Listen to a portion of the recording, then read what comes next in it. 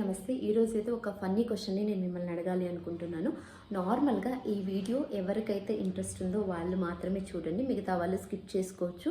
ఎందుకంటే ఇది తర్వాత క్వశ్చన్ అయిపోయిన తర్వాత ఇలాంటి క్వశ్చనా ఇలాంటి ఆన్సరా అనకండి, ఎందుకంటే ఇది ఫన్నీ క్వశ్చన్ కాబట్టి ఫన్నీగానే ఉంటుంది. సో ఒక చీమ ఏనుగు ఫ్రెండ్స్ ఉంటాయి. నార్మల్గా అవైతే పోటీ పెట్టుకుంటాయి అన్నమాట, ఎవరు ఫస్ట్ గుడి లోపలికి వెళ్తారో అని.